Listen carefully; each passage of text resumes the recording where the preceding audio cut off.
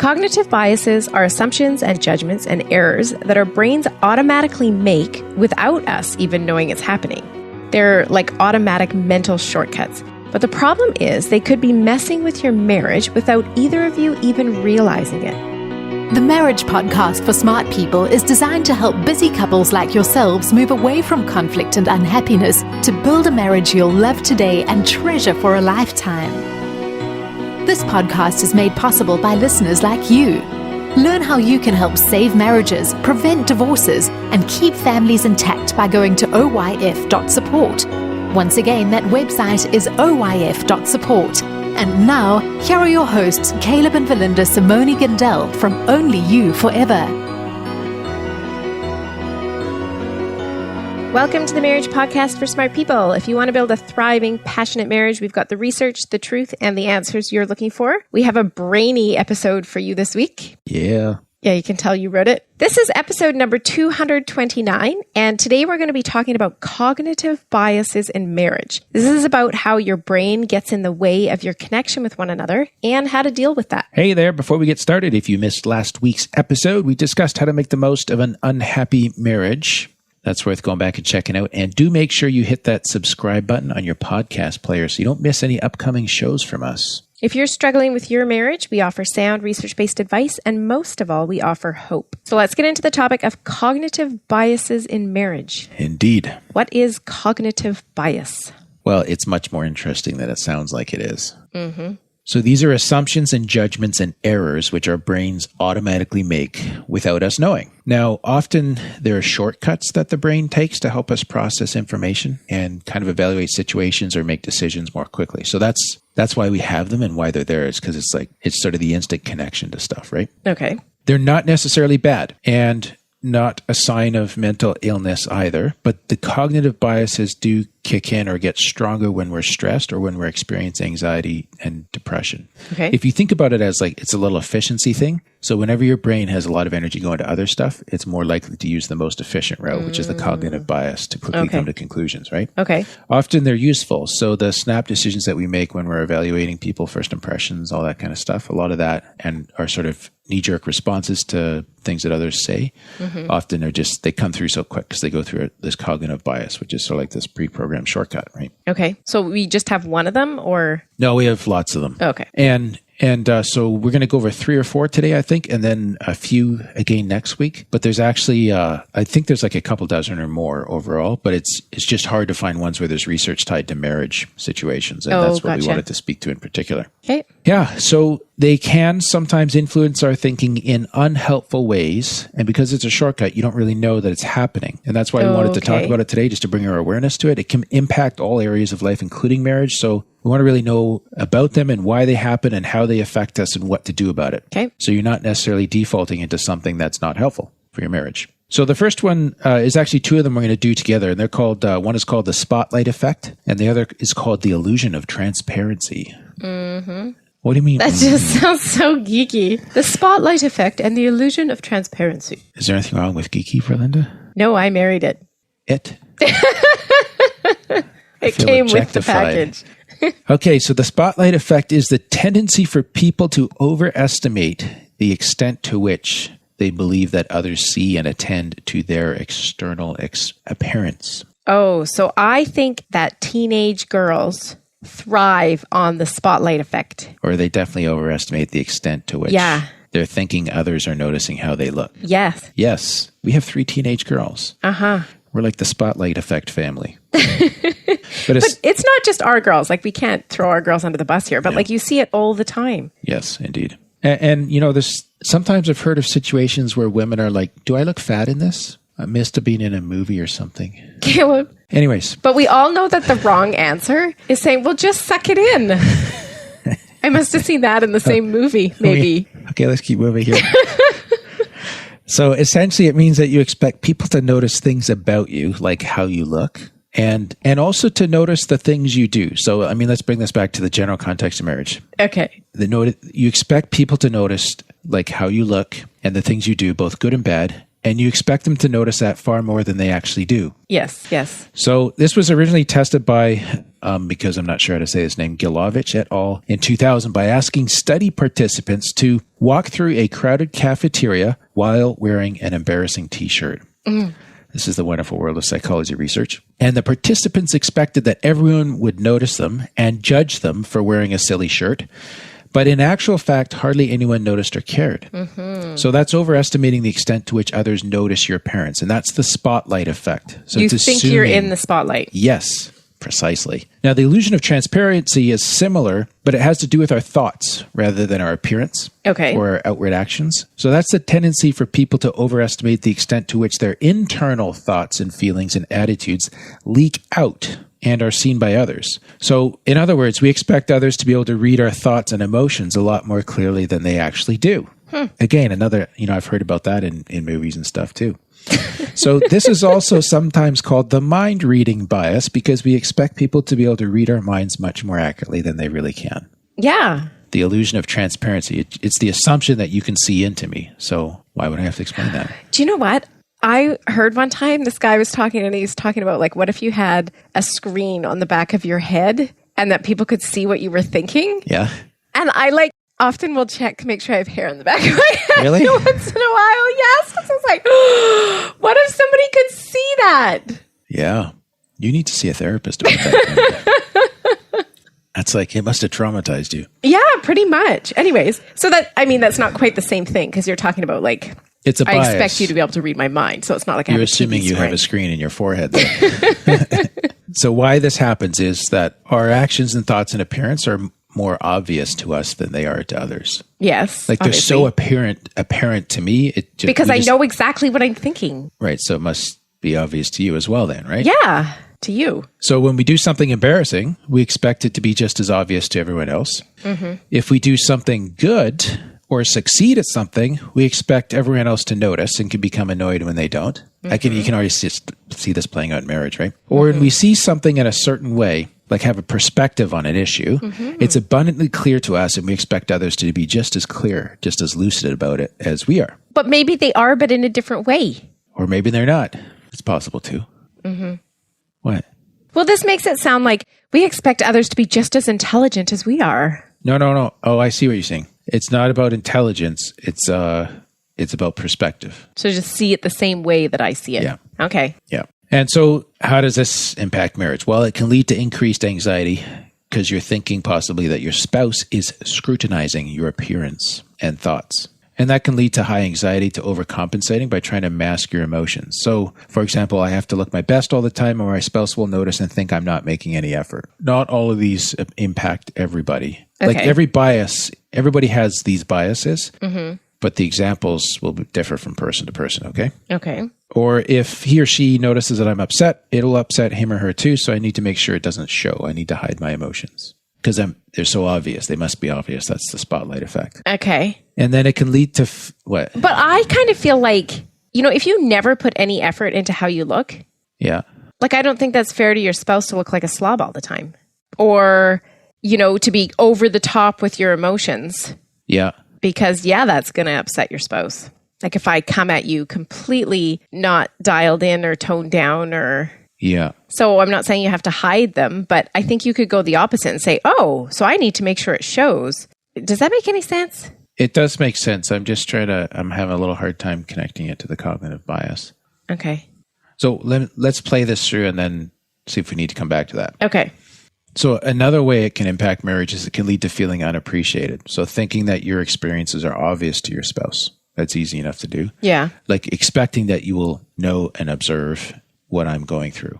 Right. And when you don't, then I feel unappreciated. Yeah. So that's how the bias plays out. So he didn't even notice my new hairstyle, or I was obviously upset and he or she didn't even ask why. So it's more like the expectation of a response that comes with the bias. Yes. Like a reaction to my hairdo or a reaction to my emotions. Right?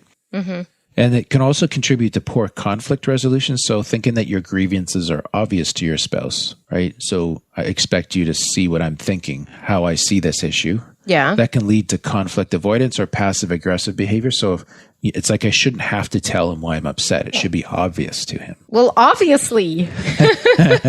Obviously inside your head. That's the bias, right? Okay. Is this making sense now?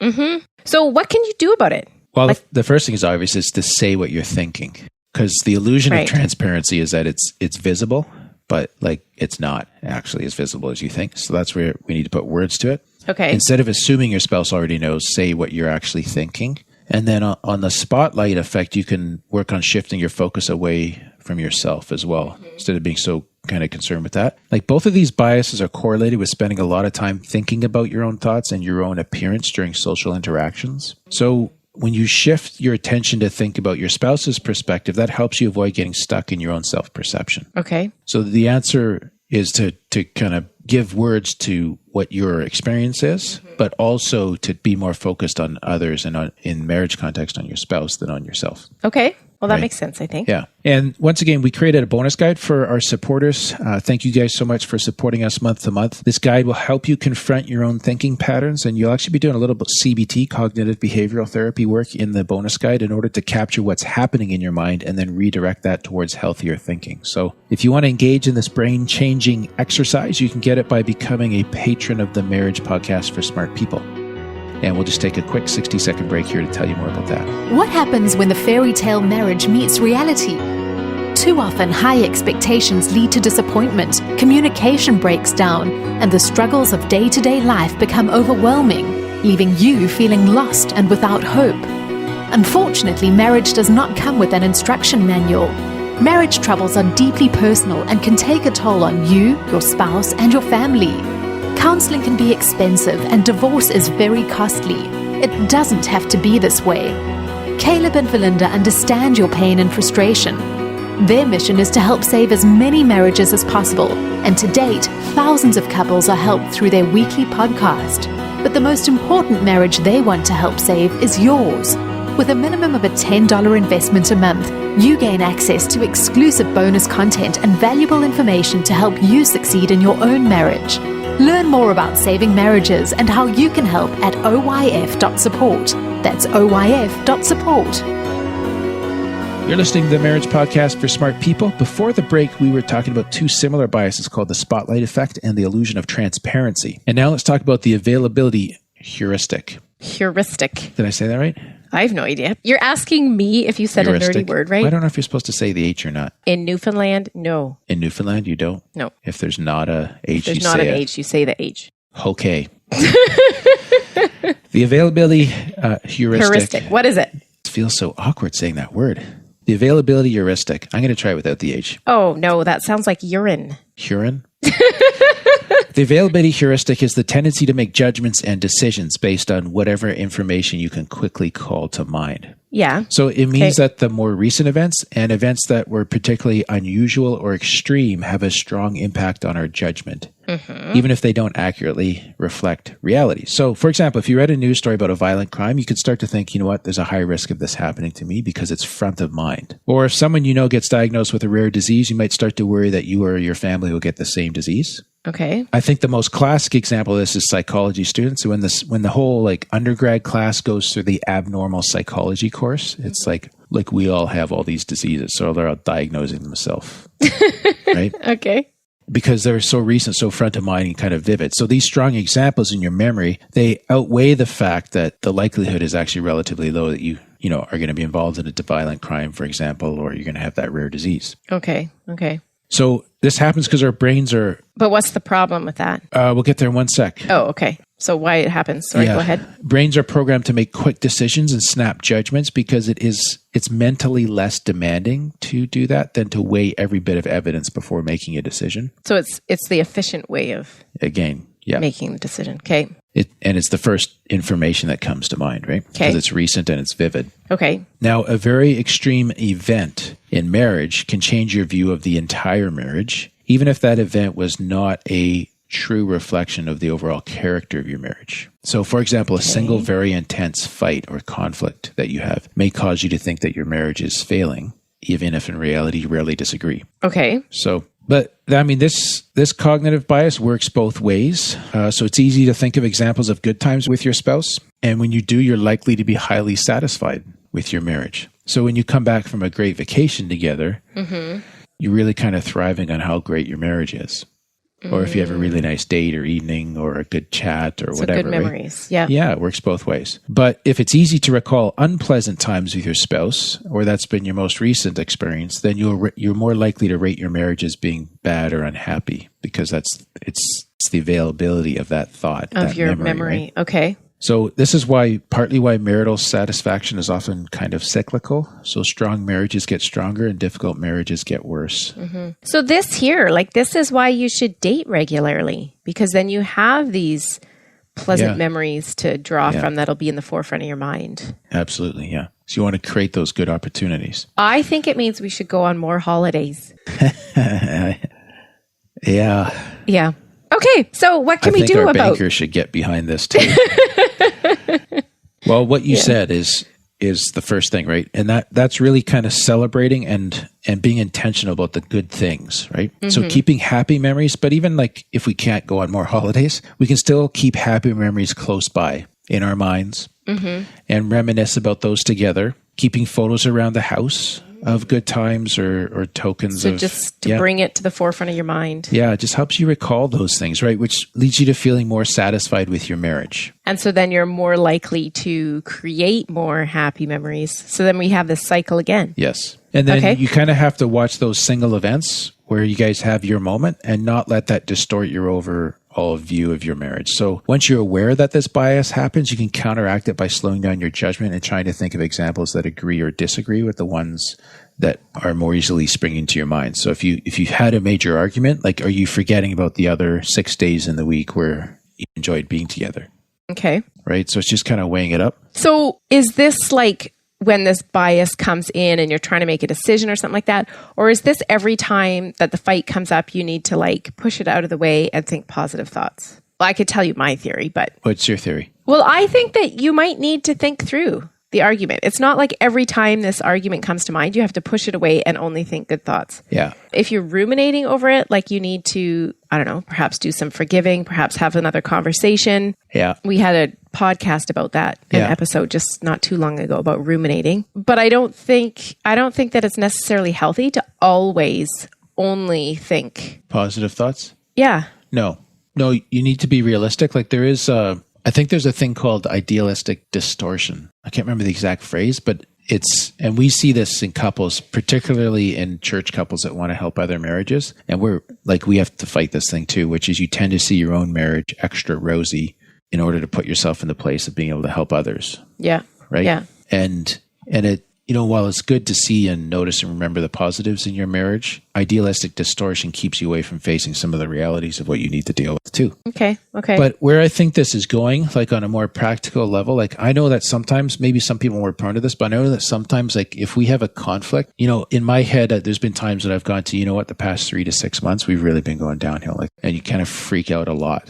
Okay. Over one event. And the reality is it's actually more stable and committed than that. Okay. So where do these cognitive biases come in? Like you talked about making a decision and it's the first thing that pops into your head. Can you give an example of like where this might come into play? What do you mean? Well, like other than the marriage examples I gave, or? Okay. What were the marriage examples you gave? I just feel like, I can see where, I think my spouse or I think everybody's looking at me. Yeah. And they're noticing everything about me. Okay, so that's one of the biases, and I can understand how that works. But maybe it's just this last one we're talking about. I think on that one, I do think the hair example is good. Like the fact that I curled my hair yesterday, and it was like 6 or 8 hours later that you noticed. Yeah, like I was actually aware of something all day, but I wasn't sure what it was. Okay, right. But this, I think, is the classic small example. Is what would be the difference of saying I got my hair done or I did my hair? Because that's like boasting about yourself. Yeah. Are you not allowed to do that? Well, you're just supposed to notice. Exactly. That's the spotlight effect. Huh. So, and I agree, like I could work on being more aware, but that's how like something that's good that you can enjoy, that we both could enjoy, can turn into a marital issue too. Okay. Right? Yeah. Okay. I do think my question is mainly based on this last one. We talked one? about this availability heuristic. Yeah. So you talked about making decisions based on the information you can call quickly to mind. Right. So like, I'm just trying to think of a decision that would be affected by this. I mean, maybe perhaps this is more for me than our listeners even, but if I'm thinking it, they probably are too. Okay. Let me think about it. Like you mentioned about the, you have a fight and all of a sudden like, oh man, our marriage is going downhill. Okay. So that's an example of one of them. Let's capitalize on that. Think of it as like a lens that gets installed through which you start to see and know things. Yeah. Or understand them. And the most recent significant event is the lens. So we have a fight and then you put the dishes down on the table and it sounds louder than usual. And I'm like still banging dishes. But you might be in a rush, right? But now I'm precipitating the emotion and the event of the conflict forward into all these other things, and it's becoming larger. And then you didn't help with the dishes, and it's because you're still mad. And yes. Oh, and so we're escalating it. We're escalating because of one event that may even have been roughly resolved, or that we may both sort of at some level know will resolve fairly quickly, right? Yeah. But it increases in size in the marriage. Okay. I thought it was like, someone invites you over and you're like, oh, but Caleb and I had a fight. Maybe we shouldn't go. Like, that's what I thought you meant by decision making. Okay. No, it's the availability of the most recent large significant event colors everything that's coming next. Okay. Yeah. Okay. Yeah. All right. That makes more sense. Because that large event is front of mind. It's most available. That's why it's called the availability heuristic, right? It's most available, so it colors everything that follows. So that's what we're saying on the positive side in marriage. Like even, if I did something great, I might have a moment the next day. But that is more likely to get overlooked because the positive event is what's still most available, forefront. Right? Okay. So it pushes the tone of your marriage in one, or the perception of the tone in one way or the other. Okay. That makes more sense. Oh, it's good to clarify. Very interesting. All right. Yep. Shall we wrap up? Thank you to Lee and to Mark, who became patrons between this recording and our previous one. And remember, as a thank you, we have all these bonus things on our patron page. So go in, check them out, do the work. Really interesting stuff there. Oh, and we have an iTunes review. Yes, we do. So this is from Hector S. Leon. 5 stars, impactful, practical, and a blessing. Caleb and Verlinda, just want to say thank you for pouring so much love and insight into your podcast. This has challenged me, showed me many areas of opportunity. That's a good way to put it. And given me tools, hope to be a better husband. Love you guys. So thanks, Hector. Yep. Thank you very much. We appreciate that. Yeah. We need to have a review challenge. Oh. So this week, you need to go and write us an iTunes review. Just because my self-esteem is bad and I have this cognitive bias that nobody notices anything I do. And she needs an availability heuristic to help her. That's really bad. Okay, but go write us an iTunes review anyways. That's good. Next week, we're doing 3 more cognitive biases. Oh, okay. Oh, yeah. Reactance bias, mood bias, and confirmation bias. That last one is super common. Yeah, we talk about that one quite a bit, actually. Yeah, we do. All right. Well, that is all for today's episode. We won't talk about the confirmation bias today. You'll have to get it next week. But you can get the full show notes of today's podcast at oif.link/229. Find out how you can help. Go to oif.support. Thanks, and we'll see you next week. The Marriage Podcast for Smart People is totally funded by listeners who support Caleb and Verlinda in their mission to save marriages. If you would like to be part of this worthy cause, open your web browser to oyf.support. A minimum investment of $10 per month will help restore hope to married couples. Plus, as a patron, you'll gain access to exclusive bonus content and valuable information to help you succeed in your own marriage. Go to the website oyf.support now for more information. Thanks for listening to the Marriage Podcast for Smart People from Only You Forever.